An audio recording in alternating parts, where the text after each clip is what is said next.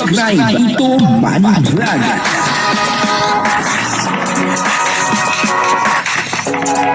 Payagan po si Tito Manny Vlog na mag-reactor para pambiling gamot sa kanya pong karamdaman. Usap ko lang po bago po mag-comment ay pakipanood muna po yung buong video. Ano po, kasi yung iba nagbabase lang sa thumbnail. Ano po, hindi na nila pinapanood yung buong video, tapos nagko-comment po sila kung ano-ano po mga sinasabi na wala naman po dun sa video. Ano, minsan nandun sa video, sasabihin nila fake news. Ano po, panoorin po natin ang buong-buo yung video na sa ganun ay malaman po natin kung ano po talaga nilalaman nung video. Ano po. At dito nga ay ito po ay laging pinapasyalan ni Carla, ano po, at talagang pinaglalaanan niya ng oras. Marahil ito po ang kanyang forever.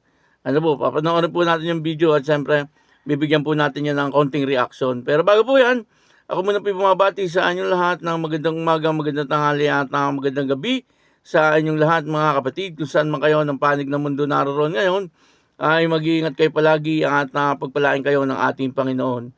Maraming salamat din po sa patuloy na tumatangkilik sa aking YouTube channel at nanonood sa aking video reaction. Patuloy lang po natin suportahan sila Kuya Bal Santos Matubang, Kalinga Prab at Edna Vlog, Jack Tapia at yung mga kasama ko pong reactor sa Kalingap. Ganun din po yung mga charity vlogger na Kalinga partner. Ito po yung video na kung saan dito ay nakikita po natin na lagi po itong pinapasyalan ni Carla. Ano po, at talagang ito po ay pinaglalaanan niya ng oras. Marahil po ito na po ang kanyang forever. Ano po, at ang kabuuan po ng video ito yung mapanood po natin sa YouTube channel ni Carla Topolar Vlog. Ayun patuloy po natin suportahan, Carla Topolar. Ano po, ito po yung video, panoorin po natin.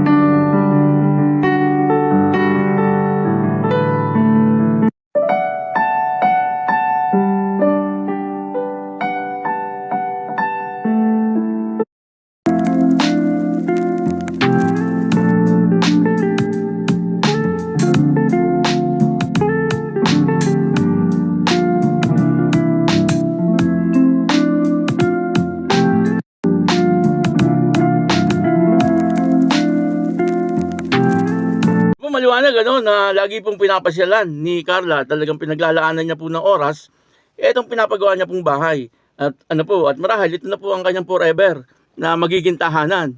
Ano po, baka akala niyo na naman kung sino po yung forever na binabanggit dito. Ano po, at yung mga comment niyo talagang minsan hindi po maganda yung mga comment. Ano po, halatang hindi pinapanood yung video bago mag-comment. Bago po mag-comment ay panoorin po natin yung video at tapusin po natin.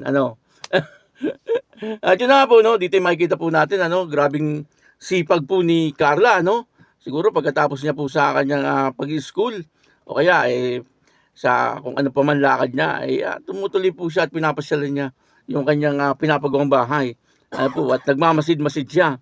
At nakita po natin dito, nung umalis po siya, nung sinara na yung gate, ibig sabihin, ay tapos na po yung trabaho.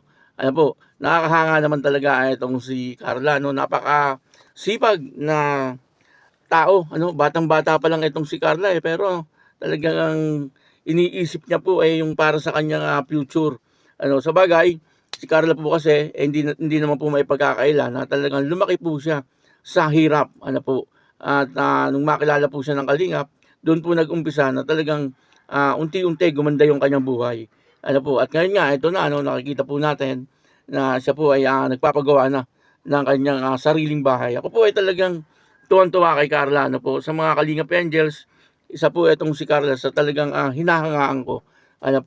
Napaka-talino po niya pagdating po sa mga bagay na talagang yung mapapakinabangan po niya. Ayun, katulad po nito, bahay.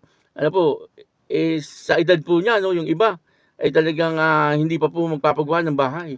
Ano po, yung iba, no, yung mga ganyang edad, siyempre pipiliin po nila yung mga happenings o kaya yung mga magagandang damit, magagandang sapatos, ano po, at magandang sasakyan. Ano, ganun ang isip ng kabataan ngayon. Pero si Carla ay talagang nasa isip po niya ay yung mapapakinabangan niya po habang buhay. Yung pong forever. Ano, at eto nga, etong pinapagawa niya pong bahay. At nakikita po natin, ano, napakaganda po nung bahay na pinapagawa po ni Carla, no? Bungalow type po ito, pero malaki po siya at malaki din yung kanyang mga kwarto, ano? Nung ipinakita ni Kuya Bal, talagang makikita po natin maayos yung pagkakagawa nitong bahay ni Carla at marahil ay milyon na, ano, ang nauubos dito ni Carla. Yung iba po ay nagtatanong, ano, na kung saan daw po kinukuha ni Carla yung pinagpapagawa ng kanyang bahay samantalang siya ay isang estudyante. Ano po, si Carla po, sa totoo lang, marami pong ipon yan. Ano po, doon na lang sa mga birthday niya, kung ilang libo po ang nakuha ni Carla. Yung sahod niya po sa YouTube channel ay talagang napakalaki rin. Ano po, at hanggang ngayon ay sumasahod pa rin po siya sa YouTube channel. Meron po siyang negosyo.